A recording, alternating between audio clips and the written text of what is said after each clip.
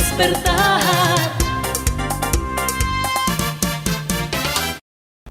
Hola, buenos días, bienvenidos y bienvenidas a la entrevista de hoy. Esta mañana vamos a hablar de elecciones y política, toda vez que estamos próximos a este proceso, para lo cual hemos invitado a la doctora Natasha Rojas, dirigente de la Unidad Popular. Natasha, bienvenida, buenos días. Un saludo a todas las personas que nos están mirando y muchísimas gracias, Fernando, por la entrevista. Un gusto verle a usted a los años. Bienvenida. Bueno, comencemos hablando de lo que pasó en la Asamblea Nacional la semana pasada en el desenlace que le perdonaron la vida a la presidenta del Consejo Nacional Electoral. ¿Qué piensa Natasha y la Unidad Popular? Muchas denuncias, muchos temas que hay que ser investigados, denuncias de los propios miembros del Consejo Nacional Electoral, de asambleístas, respecto del papel que está jugando el Consejo Nacional Electoral. Sin embargo, es evidente el acuerdo que existe entre el Partido Social Cristiano y el correísmo con la decisión que tomaron en torno al juicio político a la doctora Diana Tamay al interior de la Asamblea Nacional. Pero tampoco es inocente porque detrás de esto también está Creo y el vicepresidente, por ejemplo, Pita. Bueno, ahí lo que corresponde, y nosotros siempre hemos dicho como organización política, hay que garantizar, hay que estar vigilantes de todo el proceso que se desarrolla al interior del Consejo Nacional Electoral, y ellos tienen como finalidad garantizar la democracia, garantizar la transparencia y evidentemente que sean los resultados, las aspiraciones, los anhelos y el voto del pueblo ecuatoriano el que se exprese en las urnas en el próximo proceso electoral del año 2021. Es decir, estamos ya prácticamente a un año. Estamos de a la un primera año, vuelta. Las distintas fuerzas políticas están corriendo, encontramos en este momento una derecha desarticulada, una derecha asustada, frente a un hecho muy importante que se desarrolló el mes de octubre, que tiene que ver con el levantamiento indígena y popular, que evidentemente cambió la correlación de fuerzas en el país, que hay que hablar de un antes y un después del levantamiento de los indígenas, del levantamiento del pueblo ecuatoriano, y que hoy más que nunca es fundamental la unidad de estos sectores, porque solo el pueblo salva al pueblo. Bueno, la Unidad Popular y la izquierda hablan de una alianza y ustedes dicen en torno y tomando como matriz a la CONAIE. ¿Cómo van esos acuerdos? ¿Cómo van esas conversaciones?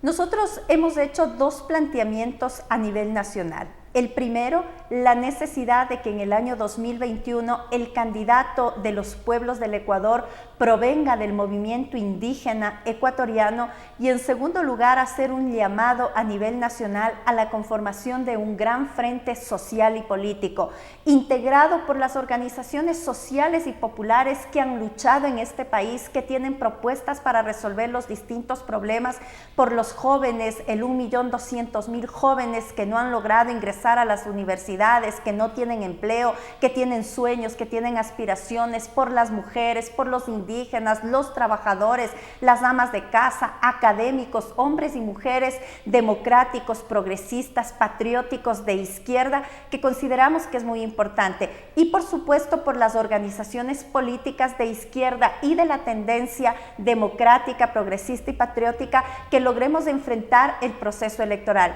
Yo creo que las últimas encuestas son muy importantes. En primer lugar, el 90% de los ecuatorianos no mira perspectivas en el Ecuador con las medidas que se vienen implementando desde el gobierno nacional, y en segundo lugar, el 31% cree en la palabra de uno de los dirigentes indígenas, Isa, el 27% en Jaime Vargas, y vemos que los candidatos tradicionales de la derecha ecuatoriana, del correísmo y del gobierno, que también es derecha, tienen muchísima menos credibilidad. Natasha, antes de encontrar un líder o un candidato o candidatos, hay que elaborar un plan, un proyecto de gobierno, un modelo económico.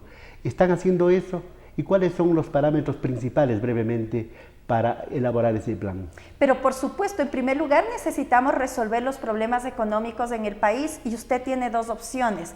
O pagan más impuestos los que siempre se han beneficiado de la riqueza del Ecuador, o pagamos el pueblo ecuatoriano. Y nosotros hemos dicho, hay que incrementar al 4% del impuesto a la renta a las 270 empresas más grandes del Ecuador, que tienen ingresos nada más ni nada menos, esas grandes empresas de 7.5 millones de dólares cada día, mientras a los trabajadores del gobierno nacional nos incrementó los sueldos y salarios en 20 centavos cada día. Natasha, en segundo lugar, hay que renegociar los contratos mineros y petroleros, hay que disminuir el IVA del 12% al 10% para tener mayor capacidad del Estado ecuatoriano de recaudación.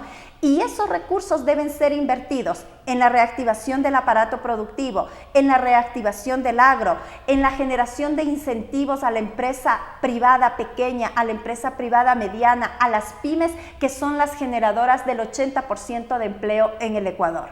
En ese proyecto no necesariamente tiene que estar ausente el sector productivo o los empresarios, porque pueden haber, y hay empresarios que pueden estar interesados conscientemente en reactivar el Ecuador, en mejorar los sistemas de empleo, en mejorar la seguridad social y todo eso, ¿verdad? Henry Ford, uno de los grandes empresarios que tuvo en su momento Estados Unidos, dijo una cosa: hay que subir los sueldos y salarios a los trabajadores para que tengan mayor capacidad de consumo y puedan comprar los vehículos que produzco.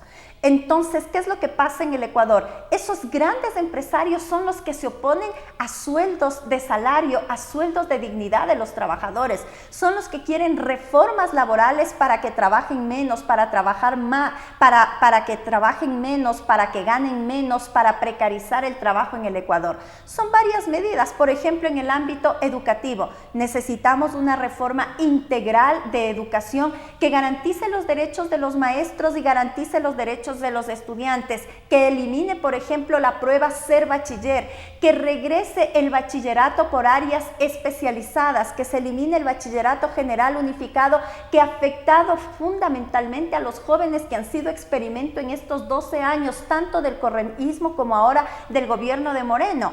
En el ámbito de las mujeres, necesitamos definir políticas públicas serias desde el gobierno nacional para erradicar la violencia en contra de las mujeres. Mire, mientras se destina aproximadamente 4 millones de dólares para comprar bombas, para comprar trajes para la policía, para los militares, se destina 900.000 dólares para erradicar la violencia a las mujeres en el Ecuador. Es decir, cifras, datos que realmente asustan, que realmente llaman la atención y que necesitamos enfrentar. Es fundamental la reactivación del aparato productivo, la reactivación del agro. El Ecuador lo que en este momento requiere es empleo, es la principal preocupación de los ciudadanos. Por ejemplo, para las pequeñas y medianas industrias, para las pymes, hay que reducir la tasa de interés de los créditos para la reactivación del aparato productivo. Hay que eliminar esos servicios bancarios que tú con tu dinero vas y sacas del banco, te cobran 50 centavos y si eres de otro banco te cobran 30 centavos. Hay que establecer medidas, subsidios a estos sectores empresariales pequeños y medianos para que puedan generar empleo, para que puedan pagar salarios de dignidad y para que puedan ser competitivos. Porque ¿qué es lo que pasa ahora? Te hablan mucho del emprendimiento, pero es un emprendimiento en base a la necesidad. ¿Y cuál es el problema? Tú te quedaste sin trabajo, te pones un emprendimiento, hiciste un crédito al banco, quebró tu emprendimiento, quedaste endeudado con el banco y la situación económica es muchísimo más grave. Hay que hacer estudios, hay que definir una matriz hacia dónde va el Estado ecuatoriano y por dónde desarrollar la economía. Bueno, Natasha ha trazado una especie de programa de gobierno. Una inquietud. La izquierda y otros sectores están interesados en enterrar a Correa, ¿no es cierto? Yo digo que eso se encargue la justicia, ¿verdad? A Correa y al correísmo hay que enfrentarle en las urnas con propuestas, con proyectos, con ideas. Y dejamos a la justicia que haga lo que le corresponde en forma correcta y sancione la corrupción y sancione todos estos despropósitos que se le acusa a Correa y sus colaboradores. En ese caso, porque la izquierda y el progresismo deberían tener la posibilidad de gobernar, pero con nuevas propuestas y ganarle lícitamente a Correa. ¿Qué piensas tú? Bueno, no hay que... Sí, la justicia tiene que jugar su papel y la justicia tiene que ser más ágil. El único que se ha encargado de enterrar al correísmo es el propio gobierno el expresidente de Rafael Correa, acompañado de corrupción, acompañado de negociados, acompañado de vulneración de derechos, de criminalización de la lucha social. Pero hay que decir que uno de los alumnos de Rafael Correa es Lenín Moreno y es el que viene aplicando varios aspectos del programa de gobierno que tenía el señor Rafael Correa. Por ejemplo, el incremento de los precios a los combustibles. ¿Quién fue el que propuso esa iniciativa en primer lugar? Fue Rafael Correa. ¿Y quién la aplicó? Fue el gobierno de Lenín Moreno. Por eso yo quiero insistir que lo que pasó en octubre es fundamental porque los pueblos del Ecuador nos unimos, derrotamos al neoliberalismo, derrotamos una de las políticas del Fondo Monetario Internacional, de la derecha ecuatoriana, del gobierno de Lenín Moreno y establecimos la discusión de un programa de gobierno que tiene que ver con la defensa de la soberanía, de la vida, del agua, la terminación de un modelo extractivista, entre otros aspectos. Natalia, también tengo una inquietud, por ejemplo, el MPLA en su momento, ahora la Unidad Popular y la izquierda, históricamente han apoyado, no han tenido candidatos propios y han apoyado a otros líderes, a otros candidatos, con serios fracasos. Por ejemplo, se le apoyó a Lucio Gutiérrez y ya saben en qué terminaron. Luego apoyaron a Rafael Correa, igual sabemos cuál es la historia. ¿Qué hacer? ¿Cómo tener una cernidera, un filtro para no cometer esos errores, esas equivocaciones que a la larga pasan una factura muy cara y muy dura al país? En 38 años de vida hemos apoyado a 2 candidatos a la presidencia de la República. No es toda la vida, hemos tenido nuestros propios candidatos. Tanto es así que en un momento Jaime Hurtado González quedó en 4º lugar en las campañas presidenciales en el Ecuador. Nosotros por eso decimos, es hora del pueblo, solo el pueblo salva al pueblo.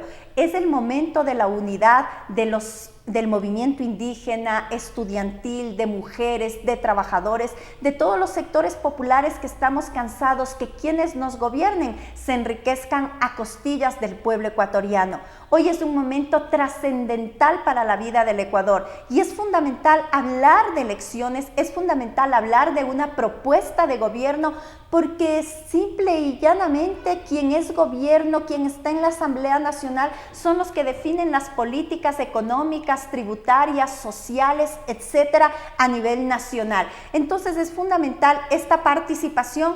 Creo que existen estas experiencias que realmente han significado golpes al movimiento ecuatoriano en general, pero hoy por ello estamos hablando que el candidato o la candidata a la presidencia de la República debe promover del movimiento indígena y la necesidad de impulsar un proceso amplio de unidad para alcanzar estos objetivos, para tener la mayoría en la Asamblea Nacional, para hacer gobierno en este país y aplicar un programa de gobierno que resuelva los problemas cruciantes de los pueblos del Ecuador: empleo, seguridad, acceso a la vivienda, educación, la terminación de la política extractivista, la defensa del agua, de la Pachamama, la defensa de los derechos de los pueblos indígenas, de las mujeres, de la juventud. Hay bastante que conversar, hay bastante que discutir, que dialogar, que generar propuestas. Lamentablemente el tiempo se nos agota, Natalia, pero hablaremos en otra ocasión, porque esto de las elecciones, del proceso recién comienza. Estamos iniciando el proceso electoral y luego vendrá ya la convocatoria y conoceremos plenamente quiénes son los aspirantes, cuáles son sus propuestas y cuáles son las alternativas que tenga este país. Natalia, muchas gracias por haber venido. Muchísimas gracias y quiero hacer una invitación a la ciudadanía. El sábado 15 de febrero vamos a desarrollar la Asamblea Provincial de Unidad Popular, en donde vamos a elegir la directiva de nuestra organización política que enfrentará el proceso electoral del 2021 y a discutir temas que tienen que ver con Quito y Pichincha. Muchas gracias. Esta ha sido la entrevista de hoy. Hasta la próxima. Al despertar